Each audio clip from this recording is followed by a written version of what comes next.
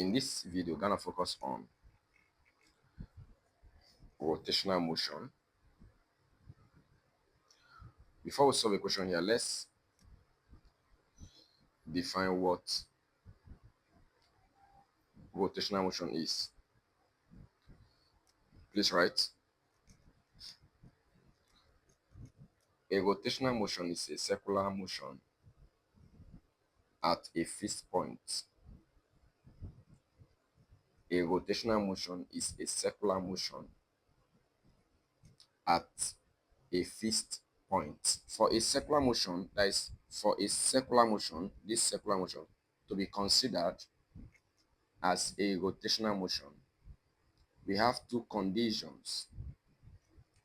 Please take note of this. For a circular motion to be considered as a rotational motion, you have two conditions. The first one, it must have a fixed point. The second one, it must be a rigid body. Please take note. It must have a fixed point. It must be a rigid body. Please take note. Let's look into the analogy between rotational and linear motion. The analogy between rotational and linear motion, that means the relationship between rotational and linear motion. Let's use linear motion to understand rotational motion perfectly, okay? Class, I will have a table like this. This is my linear motion.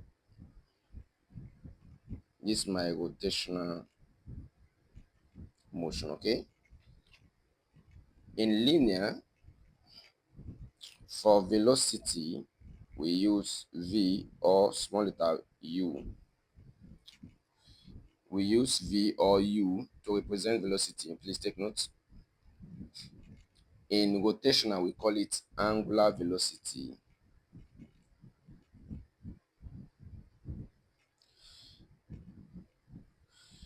We use omega or omega naught to represent this. Omega represents final angular velocity. Omega naught represents initial angular velocity. Please take note. For linear, we know that distance or displacement is represented with s or s. But for rotational, we call it angular distance. We call it angular distance. We use theta to represent angular distance. Please take note. For linear, we call it as we use a to represent acceleration.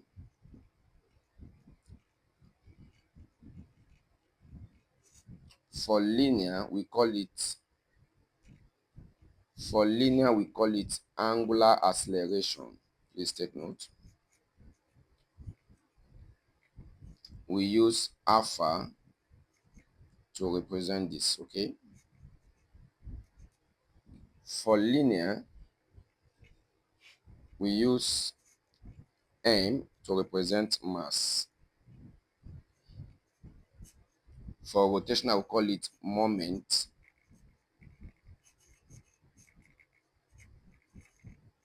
Of inertia, we use I to represent this. Please take note. For linear, we use F to represent force, that is force, and the formula is mass times acceleration. Please take note. For rotational, we call it torque, and we use tau to represent this. From what we know, we all know that for mass, in rotational motion, we use moment of inertia, so this will be I. For acceleration, we use angular acceleration. Please take note. This is angular acceleration. Sorry for this. This is angular acceleration, which is alpha. Okay. So we use alpha to represent angular acceleration. So let's take the next parameter here. We have kinetic energy.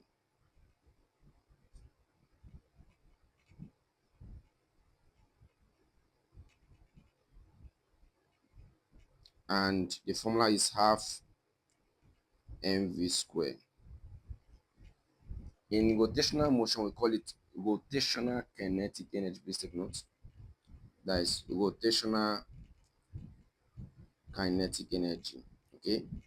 The half here is a number, it's not a letter. So I'll repeat it.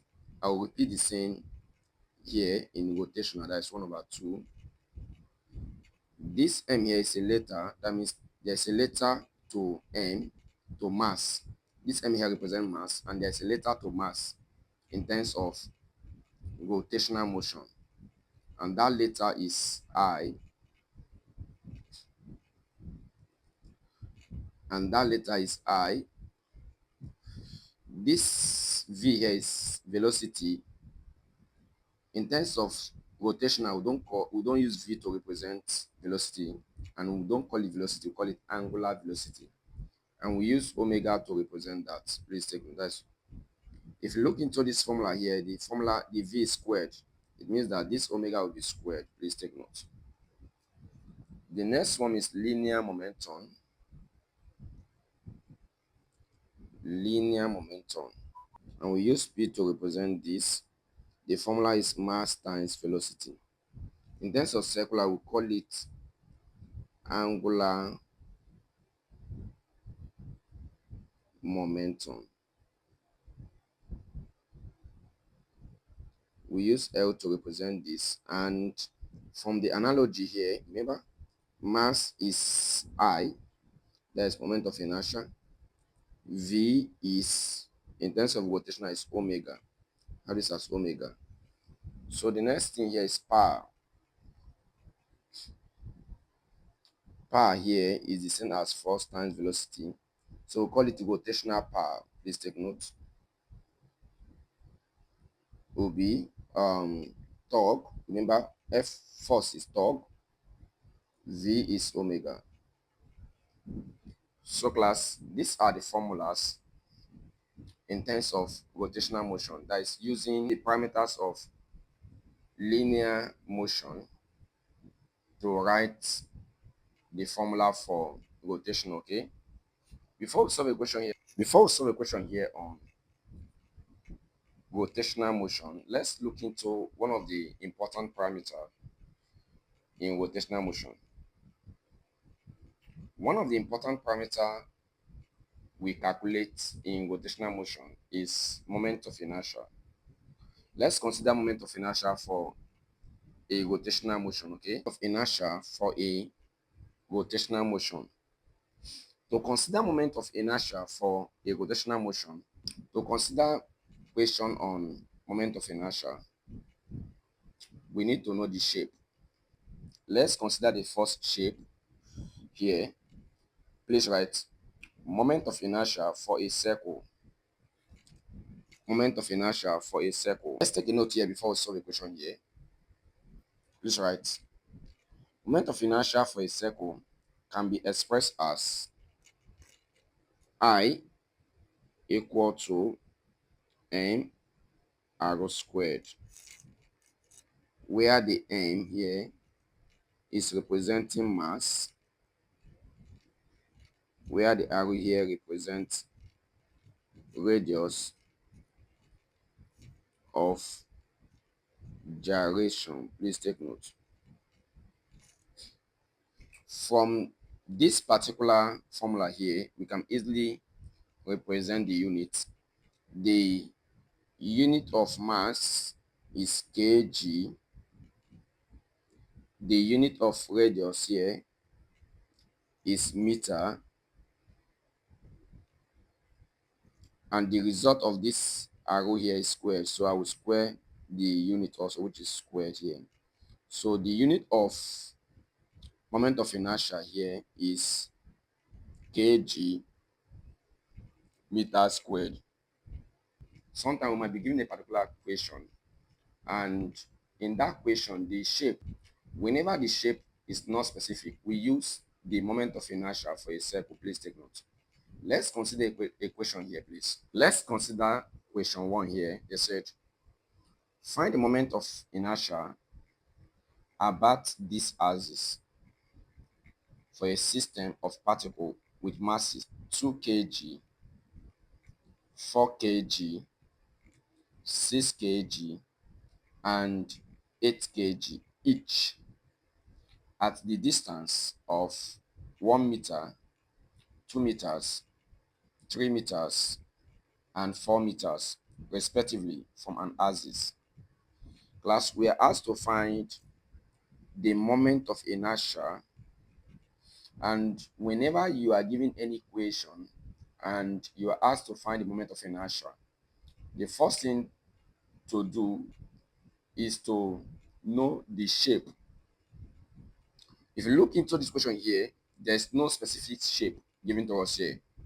So whenever there's no specific shape in a particular question on moment of inertia, we use the moment of a circle. Please take note to solve that particular question. When you look into this particular question here, we are given the masses. The masses are, the first one is 2 kg, 4 kg, 6 kg, and 8 kg. So let's write down the given parameters here, class. We have M1, 2 kg. We have M2 as 4 kg. We have M3 as 6 kg. We have M4 as 8 kg. So the first distance here, distance 1, that is arrow 1, is 1 meter. Distance 2, that's arrow 2, is 2 meters. Distance 3, that's arrow 3, is 3 meters. And distance 4, that's arrow 4, is 4 meters. Please take note. Plus, we are asked to find the moment of inertia in this particular question here. And we say that to calculate the moment of inertia, we must know the shape. And if the shape is not specific, we use the moment of inertia for circle, okay?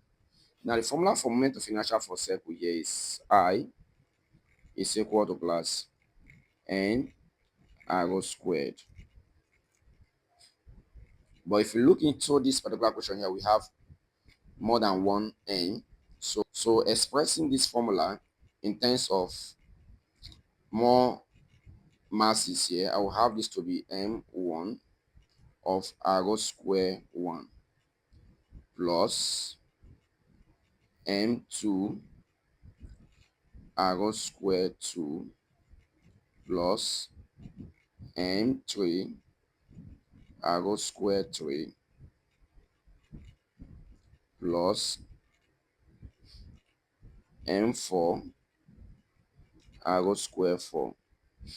Okay, let's replace their values, okay? Let's replace their values here, class. M1 is 2, arrow 1 is 1, you square the value, plus M2 is 4, arrow 2 is 2, it's squared, plus 6, that is M3, into 3 squared, plus 8 into 4 squared. When you simplify this, we have this to be 2 into 1 plus 4 into 2 all square will give us 4 plus 6 into 3 all square will give us 9 plus 8 into 4 all square will give us 16. So class, 2 times 1 will give us 2 4 times 4 give us 16. 6 times 9 will give us 54. 8 times 16 will give us plus 128. When you punch your calculator here, this plus this will give us 200.